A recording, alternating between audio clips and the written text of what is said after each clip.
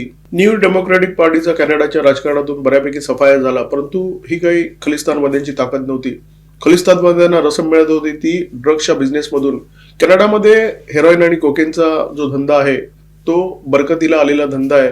Italian, Mexican आणि खलिस्तानवाद्यांच्या टोळ्या या धंद्यामध्ये सहभागी आहेत आणि या धंद्यामध्ये प्रचंड पैसा असल्यामुळे या टोळ्यांमध्ये या धंद्यावरून, या धंद्याच्या नियंत्रणावरून प्रचंड मोठा संघर्ष आहे.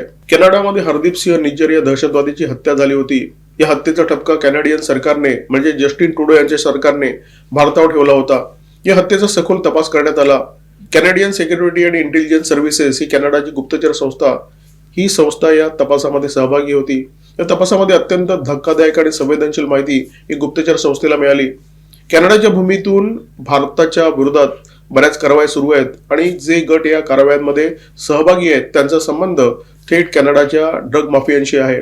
कॅनेडियन सरकारशी संबंधित आणखी एक संस्था फायनान्शियल क्राईम्स एजन्सी, या संस्थेने सरकारला अत्यंत महत्वाची माहिती दिली. त्याने असं सांगितलं की बब्बर खालसा आणि खालिस्तान टायगर फोर्स या ज्या दहशतवादी संघटना आहेत त्या संघटनांसाठी कॅनडाच्या भूमीतून मोठ्या प्रमाणामध्ये पैसा गोळा केला जातो आणि या संघटनांना पुरवला जातो.